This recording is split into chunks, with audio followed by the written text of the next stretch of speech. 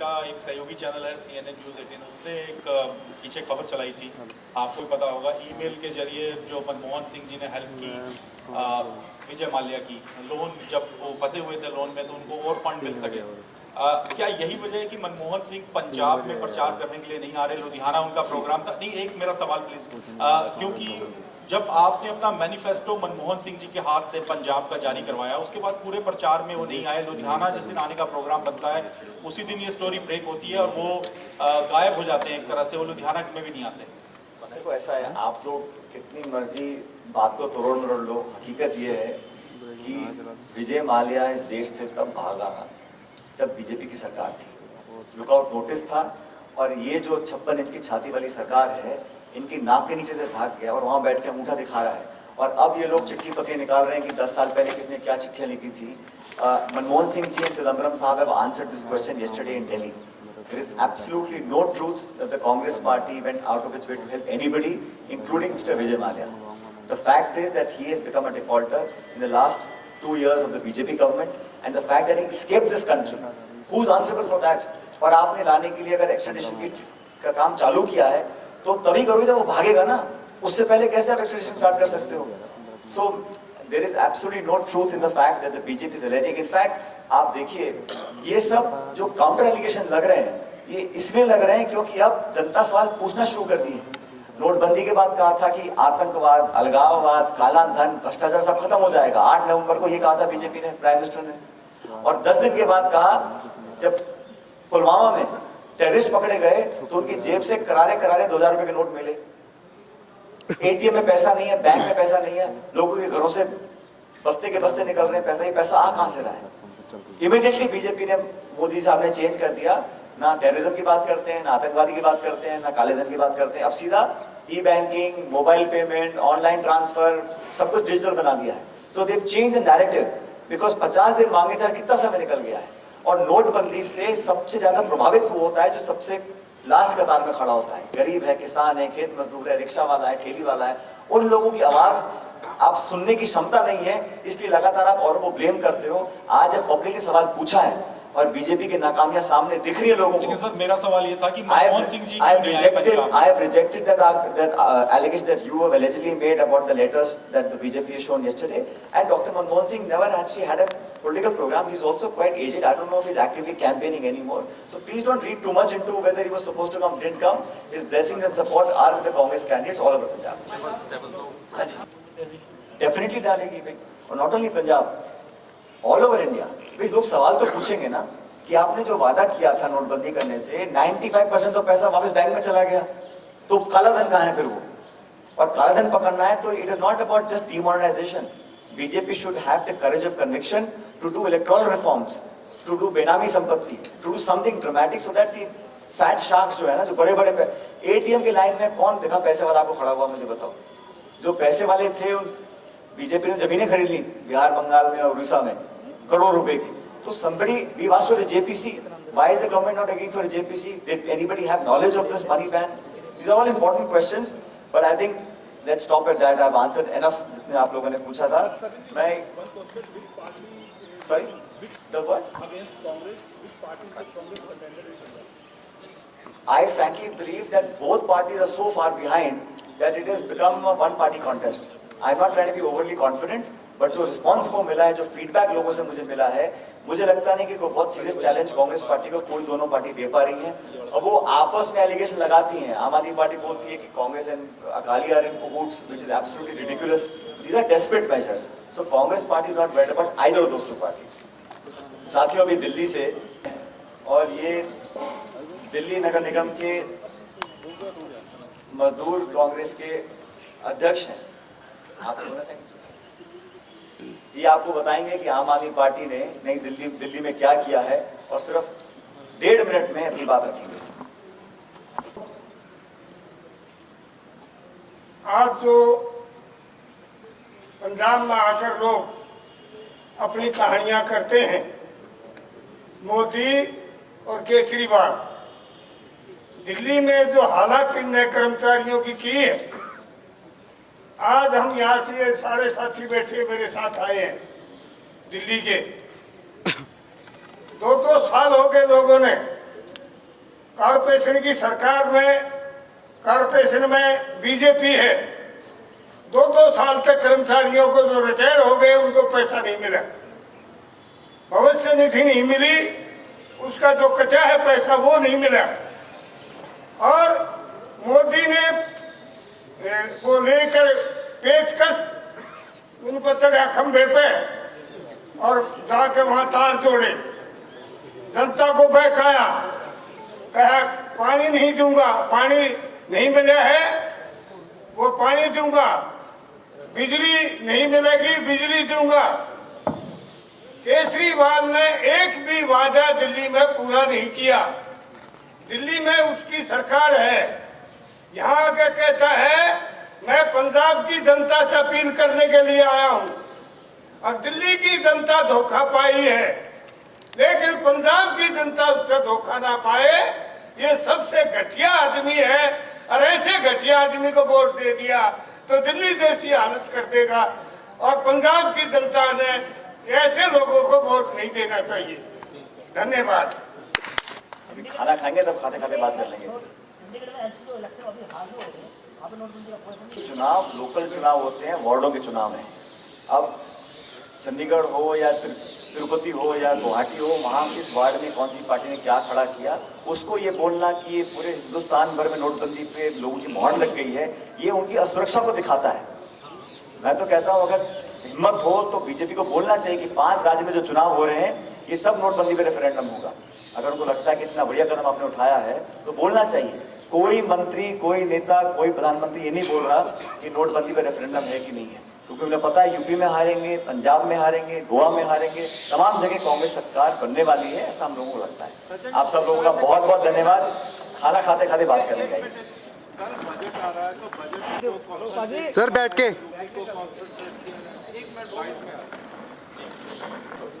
कल बजट आ रहा है तो बजट में क्या लग रहा है कि मोदी गवर्नमेंट इलेक्शन बची या नेचुरल बजट? देखिए, मैंने एक जगह और कहा था, चुनाव से 3 दिन पहले हिंदुस्तान का आम बजट प्रस्तुत करना ये अनैतिक है। आप संविधान दिखा के, कानून दिखा के बोलो कि हम तो करेंगे जिद के मारे, तो आप कर रहे हैं क्योंकि बहुमत आपके पास है। लेकिन हम सब लोगों का, सारे विपक्ष का मानना था कि बेहतर होता कि 1 तारीख को वोट ऑन अकाउंट आ जाता और 11 मार्च के बाद आप विस्तृत बजट करते, लोग चर्चा भी कर पाते और अच्छा एक बजट संसद के अंदर पास हो सकता था।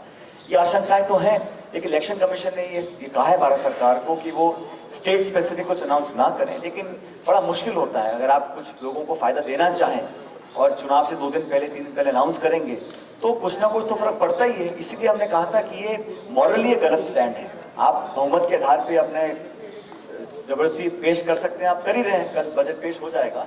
लेकिन बेहतर होता, क्योंकि जब भाजपा विपक्ष में थी तो कई ऐसे मौके आए थे जब दूसरी सरकारों को उन्होंने फोर्स किया था कि चुनाव के बाद इसको पोस्टपोन करें। तो बीजेपी के अलग मापदंड हैं, 2 तरह के हैं। आज वसुंधरा जी के ऊपर केस चल रहा है, उसकी कोई जांच नहीं है। शिवराज सिंह चौहान पे केस चल रहा है, उसकी कोई जांच नहीं है। लेकिन कांग्रेस के तमाम नेताओं पे इन्होंने एजेंसियों को डाल रखा है, चाहे कैप्टन अमरिंदर सिंह हो, चाहे वीरभद्र सिंह जी हो, चाहे हरीश रावत जी हो, चाहे सोनिया गांधी जी हो, चाहे कोई भी हो, सब लोगों को टारगेट किया है। अपने कुछ करें तो इस्तीफा मांगते नहीं है। और जो कम्युनल एजेंडा इन्होंने अपनाया हुआ है उत्तर प्रदेश के अंदर, उस पर क्यों नहीं प्रधानमंत्री जी बोलते हैं? उनको तो फी लाइसेंस है बोलने का। अब इतने दिनों बाद फिर राम मंदिर को याद आ गया है। 16 बार मैनिफेस्टो में राम मंदिर आ चुका है और मैं छोटा सा बचपन से सुनता आ रहा हूँ, कसम राम की खाएंगे, मंदिर वहीं बनाएंगे। मंदिर अगर बन गया कभी तो उनकी दुकान बंद हो जाएगी, इसलिए बनाना चाहते नहीं है।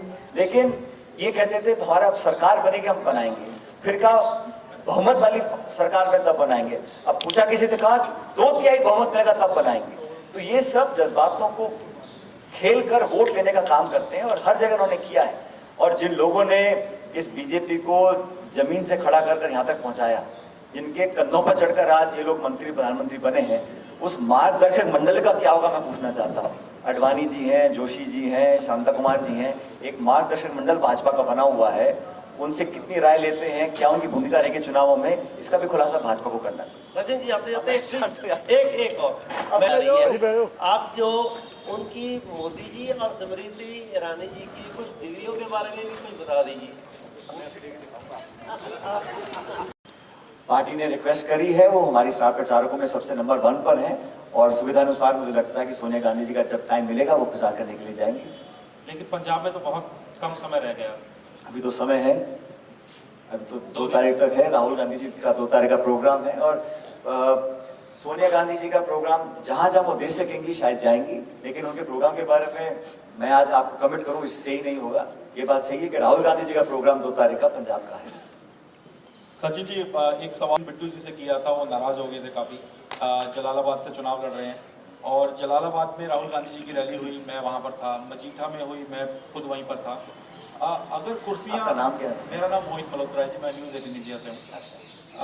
अगर कुर्सियां खाली पड़ी हों और अगर कोई आपसे आकर सवाल करे जी राहुल गांधी जी की रैली में भीड़ नहीं है, और जब राहुल गांधी बोल रहे हैं तभी पीछे की सारी कतारें खाली हों, लोग उठ के चले जाएं, तो ये प्रोजेक्ट करना तो इसको नहीं कह सकते कि मीडिया प्रोजेक्ट कर रहा है कि जी राहुल गांधी जी की रैली में भीड़ नहीं थी। हालांकि जो बाकी वो भटिंडा गए वहाँ पे बहुत भीड़ थी, वो भी हमने दिखाया था। लेकिन खास तौर पे जो जहाँ पे काफ़ी दिलचस्प मुकाबला है, जो कि एक तरह से प्राइड सीट्स हैं कांग्रेस के लिए भी, वहाँ पर राहुल गांधी भीड़ नहीं जुटा पाए, ये रियलिटी है। देखिए, मैं तो उस मीटिंग में था नहीं, लेकिन जो रिपोर्ट्स मैंने पढ़ी हैं जयपुर में, उसमें हमें देखने को मिला, मुझे मालूम नहीं आपने कहाँ से बैठ के क्या देखा, लेकिन मुझे लगा है सेटिस्फैक्ट्री क्राउड हर मीटिंग में। इनफैक्ट कल की आप मीटिंग राहुल गांधी जी की गोवा की देख लीजिए, या हकीकत तो यह है कि जो मोदी साहब की मीटिंग थी गोवा में, उसके कुछ फोटोग्राफ आप देखेंगे तो आपको भी आश्चर्य होगा। और इस तरह मैं किसी बाल की खाल निकालना नहीं चाहता हूँ, इलेक्शन है, बहुत सी मीटिंग्स होती हैं, कभी लोग पहले आते हैं बाद में आते हैं, लेकिन राहुल गांधी जी की मीटिंग्स पूरी कांग्रेस पार्टी की एक मेहनत का नतीजा होता है। और मीटिंग्स का परिणाम कितना आएगा वो तो आप 11 मार्च को पता पड़ जाएगा कि वहाँ कौन कितनी वोटों से जीता है। लेकिन इस बात का ओवर एनालाइज करना मैं समझता हूँ ठीक नहीं है, और आप करें तो दोनों पक्ष करना चाहिए। मेरे को डॉक्टर मनमोहन सिंह जी के प्रोग्राम के बारे में जानकारी फिलहाल नहीं है जी।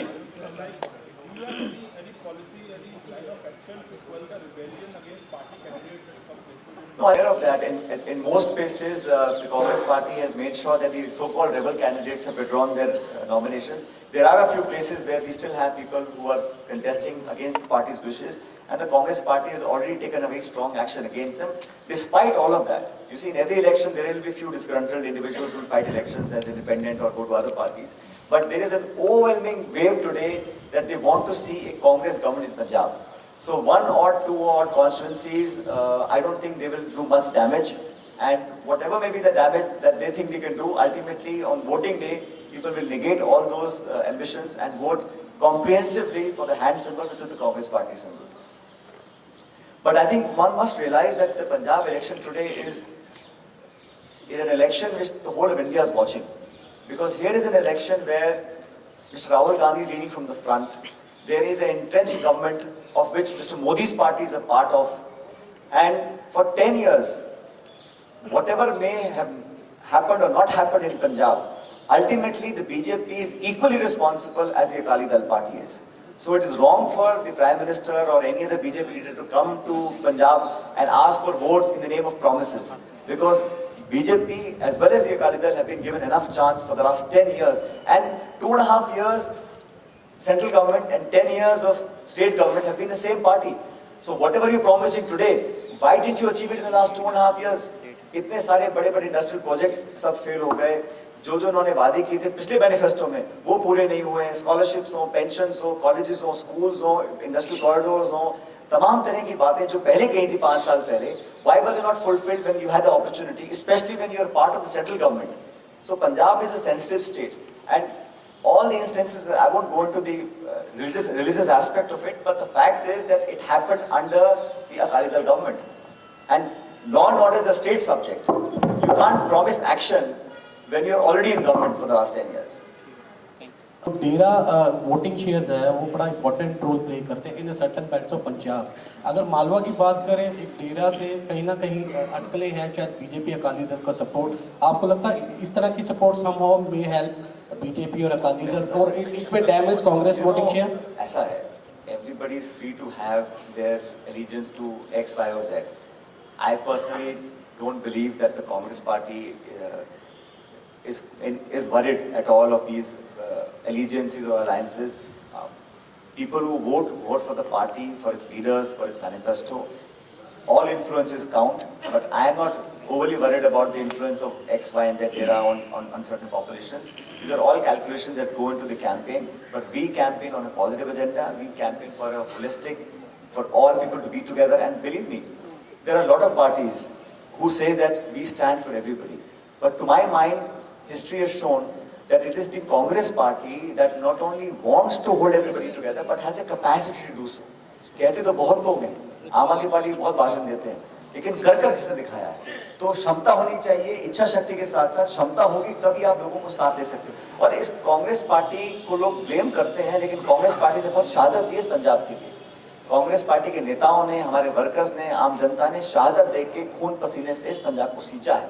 So you can find faults, you can put blame, but history will remember the contribution of the Congress party to this great state of Punjab, and all of us have the deepest regard for Punjab and its citizens and all of its citizens, और सबको साथ लेकर चलने का जो हमने एक वादा किया है उसको हम लोग पूरा करेंगे। पंजाब विधानसभा ने रेजोल्यूशन पास किया था कि पानी के ऊपर रॉयल्टी मिलनी चाहिए। इसी तरह राजस्थान को जो पंजाब का पानी जा रहा है तो उसके ऊपर रॉयल्टी के ऊपर आपका क्या स्टैंड है?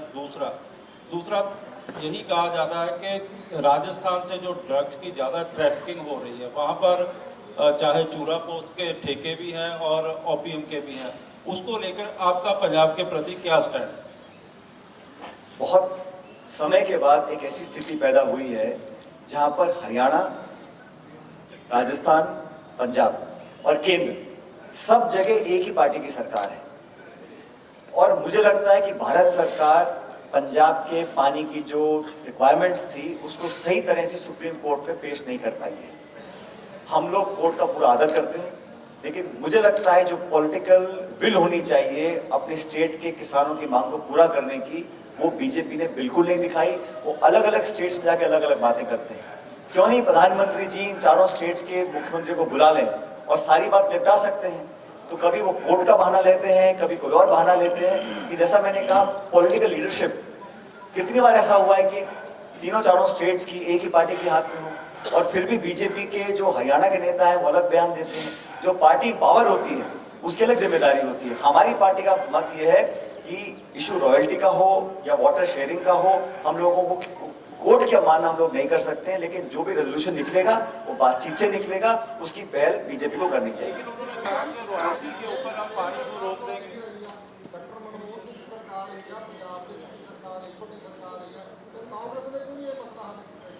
मामला तो बहुत लंबे समय चल रहा है, 40-50 साल से चल रहा है, लेकिन आज सुप्रीम कोर्ट का वर्डिक्ट आया है उसके बैकग्राउंड में आपको मैं बता रहा हूं कि अब आने वाले समय में हम क्या कर सकते हैं। पहले क्या होता नहीं होता वो समय निकल गया, लेकिन आज मुझे लगता है कि पहल बीजेपी को करनी चाहिए। का जो वर्डिक्ट है वो एसवाईएल के ऊपर है, रॉयल्टी के ऊपर नहीं है।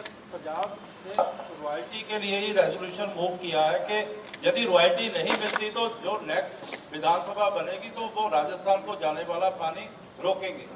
मुझे लगता है कि पॉलिटिकल मूव था, इसमें कोई सच्चाई नहीं है। अब चुनाव से पहले सरकार कुछ भी बोल ले वोट लेने के लिए, उसमें कोई दम नहीं है। चुनाव होने के बाद सरकार जब कांग्रेस पार्टी की बनेगी तब इस पर हम डिस्कस कर लेंगे। अच्छा सचिन जी, सांसद का आचरण किस तरह से होना चाहिए? क्या वो किसी रैली में जाए और कुर्सी लगाकर खड़ा हो जाए मंच के ऊपर और फिर फ्लाइंग किसेस दे लोगों को, गिर जाए स्टेज से, और उसके बाद अगर कोई मीडिया या अखबारें उसकी फोटो डाल दे तो उसको दलाल कहना, बिका हुआ कहना? आपको लगता है? आपके साथी सांसद की मैं बात कर रहा हूँ, भगवंत मान। आपने एंड में नाम लिया, पहले नाम नहीं ले रहे थे और मैं भी नाम नहीं लूंगा किसी का, लेकिन मैं तो नहीं कहता हूँ कि जो लोग पब्लिक लाइफ में हैं, स्पेशली जो लोग चुने हुए पदों पर हैं, उनको अपनी पद की गरिमा का ज्ञान खुद रखना चाहिए। इसके लिए कोई कानून नहीं है, इसके लिए कोई लेजिस्लेशन नहीं है, लेकिन आपका आचरण, आपका व्यवहार, आपका बिहेवियर आपको, आपकी पार्टी को रिफ्लेक्ट करता है। इस बात का संज्ञान हर व्यक्ति को रखना चाहिए। मैं तो उतना ही कहूँगा कि ये एक मॉरल ऑब्लिगेशन है, ये कोई लीगल ऑब्लिगेशन नहीं है कि आपका बिहेवियर क्या है, आपका एटीट्यूड क्या है, आप अपने मुंह से किन शब्दों का प्रयोग करते हैं। जैसा मैंने शुरू में कहा, हम भी बहुत लोगों का विरोध करते हैं, हम पॉलिटिकल पार्टीज को अपोज भी करते हैं, लेकिन इश्यूज पे करते हैं, प्रिंसिपल्स पे करते हैं, प्रोग्राम्स पे करते हैं, गवर्नेंस पे करते हैं। लेकिन कुछ ऐसे नेता हैं जो खासकर इस चुनाव में जो सामने आए हैं, वो क्या देश और प्रदेश के लिए एक रोल मॉडल साबित हो सकते हैं? ये बहुत बड़ा सवाल है। और नौजवान जो इस देश प्रदेश का है वो हम लोगों को देखता है कि हम क्या बातें बोलते हैं, हम किन इश्यूज पर क्या स्टैंड लेते हैं। तो इसलिए ये हर व्यक्ति की इंडिपेंडेंट थिंकिंग है कि वो अपने बिहेवियर को कैसे करता है। और जैसा मैंने कहा, हमें बड़ा केयरफुली अपने एक एक शब्द को नाप तोल कर बोलना चाहिए, क्योंकि हम दुनिया जो हमको देखती है उसके लिए हमें गलत उदाहरण पेश करते हैं। अच्छा सर, एक सवाल, कांग्रेस की काफी वेव लग रही थी और जैसे अभी माहौल है, लेकिन पंजाब पीपल्स पार्टी ने काम खराब कर दिया और काफी जो वोट था वो खराब कांग्रेस का हो गया, जो कि पंजाब पीपल्स पार्टी भी जीत नहीं पाई लेकिन कांग्रेस को हरवा दिया, ये सब आप लोग भी जानते हैं। क्या इस बार आपको लगता है कि आम आदमी पार्टी भी कुछ ऐसा ही करने वाली है पंजाब के अंदर? देखो, हार जीत तो पब्लिक तय करती है और हम लोग हमेशा इलेक्शन रिजल्ट्स को एनालाइज करते हैं और देखते हैं कहाँ क्या गड़बड़ी हुई थी। लेकिन मेरा ऐसा मानना है कि इस बार का जो इलेक्शन है वो अलग तरह का है, क्योंकि बहुत सालों के बाद किसी एक पार्टी की 10 साल तक सरकार रही है और जितना डिफेम और जितनी अनपॉपुलर ये सरकार है, आज पब्लिक का मूड उनके विरोध में है। आम आदमी पार्टी ने नाकाम कोशिश करी है मीडिया के माध्यम से, सोशल मीडिया के माध्यम से, कि वो एक बेटर ऑल्टरनेटिव है, लेकिन बदलाव हो और जनता एक ऐसे ऑल्टरनेटिव को चुन ले जो और गर्त में डाल देगा। इतने समझदार पंजाब के लोग हैं, मुझे नहीं लगता कि आम आदमी पार्टी की जो कोशिश है, कोशिश जरूर कर रहे हैं, कोशिश ये कर रहे हैं कि कैसे अलग अलग कॉन्स्टिट्यूंसीज में कांग्रेस कैंडिडेट की वोट को कम कर सकें, लेकिन मुझे नहीं लगता कि जो यहाँ के समझदार मतदाता हैं वो हर जाति बिरादरी के, गांव के, शहर के, बुजुर्ग, नौजवान, महिला, पुरुष, सब लोग इस बात को समझ गए हैं कि कैंपेन में बहुत सी बातें बोली जाती हैं, बहुत लोग देखने को आते हैं, बहुत लोग सुनने को आते हैं, लेकिन जब वोट डालने आदमी 4 तारीख को जाएगा तो एक स्टेबल, एक्सपीरियंस, समझदार पार्टी नेता का चुनाव करेगा, ताकि इस प्रदेश में जो हालात दर से बदतर हुए हैं उसको रोक सकें और भविष्य और प्रगति और विकास की तरफ हम लोग जा सकें। इसलिए अल्टीमेटली पंजाब के लोग बहुत सोच समझ के अपने वोट का इस्तेमाल करेंगे, वोट को जाहिर नहीं करेंगे।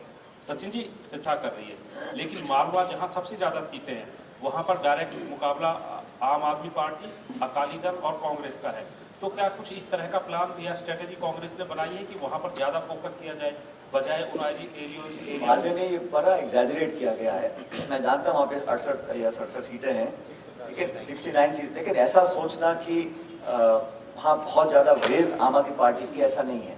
किन्हीं कारणों से वहाँ पंजाब में उनके 4 MP जीते थे, लेकिन उसके बाद भी आप जानते हैं उन सांसदों का क्या हुआ, कितनी अनबन रही। और जो पार्टी अपने लोगों को साथ नहीं रख सकती है, जो जन्म लेने से ही लोगों को निकालने में लग जाती है, जिस पार्टी को 3 महीने नहीं हुए सरकार में आए, वो अपनों को ही दरकिनार कर देती है, उस पार्टी की विश्वसनीयता पे बहुत बड़ा सवाल उठता है। इसलिए हमारी स्ट्रैटेजी कोई आम आदमी पार्टी को देखकर नहीं बनी है। हम लोग तो ये चाहते हैं कि मैनिफेस्टो हमने बनाया है, जो रणनीति हमने बनाई है, जो कैंपेन हम लोग कर रहे हैं, एक कोहेसिव, कंप्लीट, पॉजिटिव, सबको साथ रखने का हमारा कैंपेन है। और मैं फिर दोबारा दोहराना चाहता हूँ कि ये हाइप क्रिएट की जा रही है कि फलानी बेल्ट में वहाँ बहुत ज़्यादा उनका प्रभाव रहेगा, और आप देख लेना जब तक 4 तारीख तक जब लोगों को वोट डालने का मौका मिलेगा, तब तक सारा मामला सुलझ जाएगा और बड़े अच्छे बहुमत के साथ कांग्रेस पार्टी की सरकार बनने वाली है। यूपी में या पंजाब? आप लोगों से पूछना चाहता हूं कि नई दिल्ली की सरकार है, दिल्ली की सरकार सरकारी खर्च पर, जनता की गाड़ी खर्च, जो पैसे कमाई होती है उससे खर्च कर कर चेन्नई में, हैदराबाद में अपने इश्तिहार छपा रहे हैं। इससे आप अंदाजा लगा सकते हो कि सिर्फ पब्लिसिटी के लिए और लोगों के अंदर जो एक रिजेंटमेंट है सिटिंग गवर्नमेंट के खिलाफ, उसको टैप करने के लिए वो लोग काम कर रहे हैं। गोवा के अंदर भी हम वहां प्रचार कर आए थे, सिर्फ और सिर्फ एक उद्देश्य है कि कांग्रेस की वोट कैसे कम करी जाए। कोई चुनाव जीतने के लिए नहीं लड़ रहा है, उनका एक ही ऑब्जेक्टिव है, एक ही एम्बिशन है कि 2000, 500, 2500, 3000 जहां हो सके कांग्रेस पार्टी के वोटों को हम काट सकें। लेकिन पंजाब के मतदाताओं पर हमको, हमारी पार्टी को पूरा विश्वास है और मैं दावे से कह सकता हूं कि जितना बहुमत आज तक कांग्रेस पार्टी को पंजाब विधानसभा चुनाव में नहीं मिला, उससे ज्यादा बहुमत हमको मिलेगा। कांग्रेस पार्टी की सरकार बनेगी और जैसा राहुल जी ने और कैप्टन अमरिंदर सिंह जी ने कहा है, 1 महीने के अंदर हम लोग ऐसा कानून बनाएंगे और ड्रग ट्रैफिकिंग और ड्रग माफिया की कमर तोड़कर इस प्रदेश के नौजवानों को इस जंगल से और इस खाई से निकालने का काम हम लोग करेंगे। बहुत सारे इश्यूज हैं, लेकिन पंजाब के अंदर मैं समझता हूं आज चुनौती ये है कि जो लोग बहक रहे हैं उनको समझना पड़ेगा, अपनी वोट खराब नहीं करनी है। अकाली दल का जाना तय है और बीजेपी को भी कहीं ना कहीं अपनी अंतरात्मा से पूछना चाहिए कि जब वो आरोप लगाते हैं और लोगों पर, आज उनके सहयोगी दल उनको छोड़ कर जा रहे हैं। अभी मुंबई में शिवसेना ने बीजेपी को त्याग दिया है और मुझे लगता है कि बहुत जल्द इस पंजाब चुनाव में हारने के बाद अकाली दल भी बीजेपी को त्यागने वाला है। बात सिर्फ पंजाब की नहीं है, लेकिन उत्तर प्रदेश में भी पूर्ण और ऐतिहासिक बहुमत के साथ सपा और कांग्रेस पार्टी की सरकार बनने जा रही है। नोटबंदी के बाद जो एक अस्थिरता, जो अनिश्चितता, जो एक एनवायरनमेंट क्रिएट किया गया है, उसके लिए सिर्फ और सिर्फ बीजेपी जिम्मेदार है। प्रधानमंत्री जी बोलते हैं कि फेडरल स्ट्रक्चर में उनका विश्वास है। इतना बड़ा निर्णय लेने से पहले किस मुख्यमंत्री से चर्चा करी, किन लोगों को तैयारी के लिए कॉन्फ्रेंस में लिया गया। 125 लोगों की मौतें हो गई लाइनों में खड़े हुए। उन लोगों की मौत का जिम्मेदार कौन है? और मैं पढ़ रहा था जयपुर में, एक बीजेपी के ही मंत्री है पंजाब सरकार के, उन्होंने हाथ जोड़कर कहा है कि नोटबंदी के बाद कोई गुस्सा किसी का हो तो मेरे पे मत निकालना, मैं बीजेपी का हूं, लेकिन मुझसे पूछ के किसी ने नहीं किया है। आप समझ सकते हो कि लोगों का वोट लेने के लिए असलियत लोगों के जबान पे आ रही है। प्रधानमंत्री जी मन की बात करते हैं, लेकिन जो भाजपा के कैंडिडेट हैं, जो मंत्री हैं, उनकी मन की बात की जुबान पर आ गई है।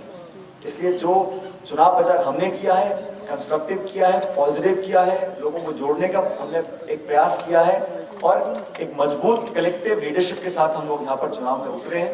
मुझे पूरा विश्वास है कि सरकार कांग्रेस पार्टी की बनेगी, पूर्ण बहुमत से बनेगी और 5 साल के अंदर इस प्रदेश का चेहरा बदलने की जो जिम्मेदारी जनता हमको देगी, उसको पूरी तरह हम लोग निभाएंगे। जवाब देने के लिए तैयार